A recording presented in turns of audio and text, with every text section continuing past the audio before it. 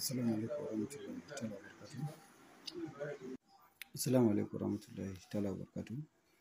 Allahumma salli ala sayyidina Muhammad rafi'i darajatul wadud kashful ummati Muhammad ibn Abdullah sallallahu alaihi wasallam. Ina gaishe da mutanen duniya gaba daya. Ina gaishe da makiyana da masoyana duka. Rayuwa haka ne. In ka ce za ka yi na Allah, shaidanu za su tashi za su yaƙe ka. To Allahn da kake yi don shi zai shiga tsakaninka da su. Sai sa ba na sauraron mutum. Ka yi comment mai kyau da ka yi mara kyau wa kanka ne. Amma tabbas idan ka tsaya kan nutsu, ka ji kalamomi na za ka san taimakon ka nake. Kaga idan ka nutsu ba, ka kalla bidiyoyi na za ka ga taimakon ka nake yi. Kai da kanka za ka saranda. Sai sa idan mutum ya gaya mun magana mai ɗaci ko wani abu zan ce kawai bai sani ba. Idan ya sani ni ya san me ya zuciya na ba bari tinkari ni. Rayuwa haka ne. Allah ya sa mu dace. Ga sirri na maulidi. Wannan sirrin nake kira aini bil aini, aini bil aini. Shi dai in baka yi shi yanda zan gaya ma yanzu.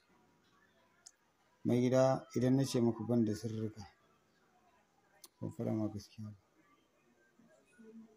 Saboda a cikin abubuwan gargajiya na baya ɗaya ne wanda ban iya. Ɗaya. In zauna yanzu in kunna maka wuta kowa ya gani a ci gaba ba a shana babu komai.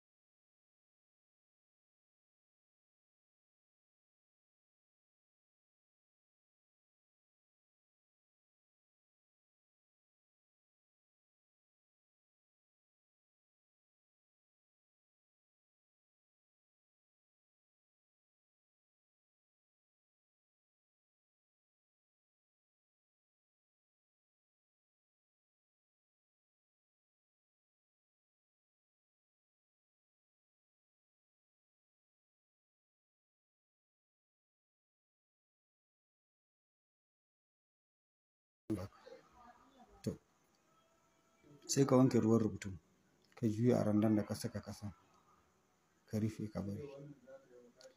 Idan yau sati ya waiwayo, mai gida ka ringa ɗaukan wannan kaɗan kana zuwa bokati ka nema wuri mai tsarki ka ringa wanka da shi.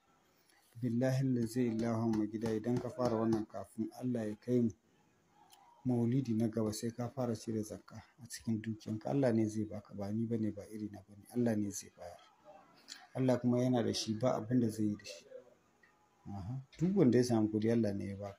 Kuma na Allah ba ƙarewa. Mai gida sirrika akwai su. Idan na tura ma bidiyo ka nutsu ka ɗauka kai.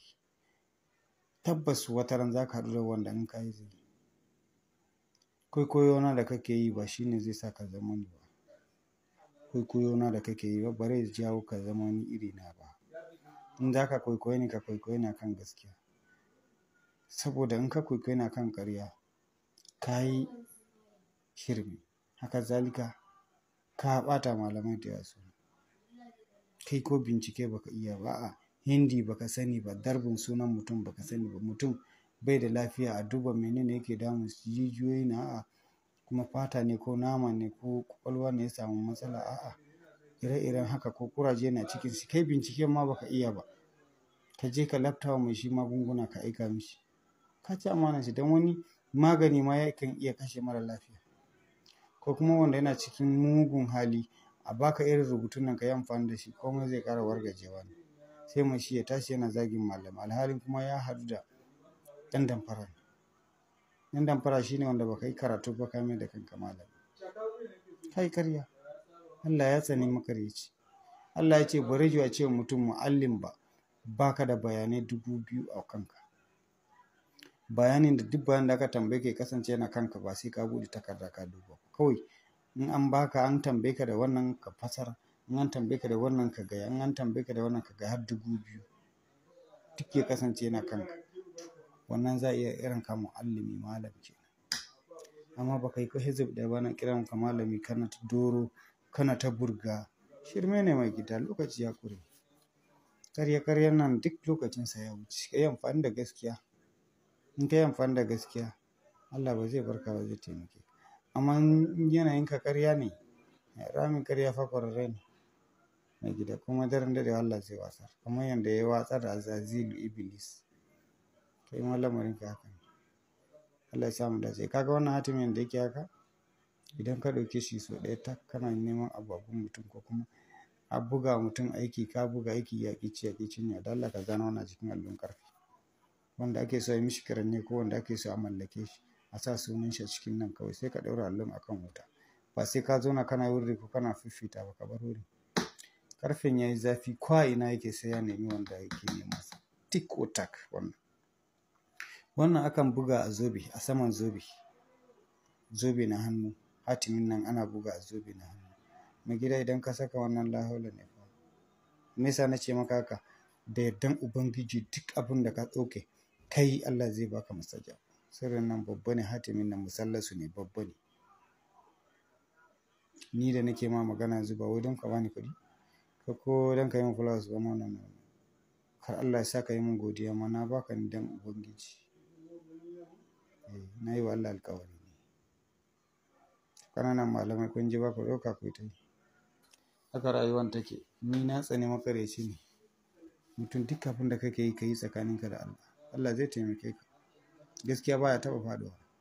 Wannan haka yanzu idan mace tana buƙatar aure ba ta samu aure ba kwata-kwata, ki sa kawai malami ya zana miki wannan. Kafa 11. Ki wanke ruwan rubutun sai ki saya kifiya wanda ake kitso da shi sabo. Ki zo a kunce kanki sai a yi miki kitso da kifiyan.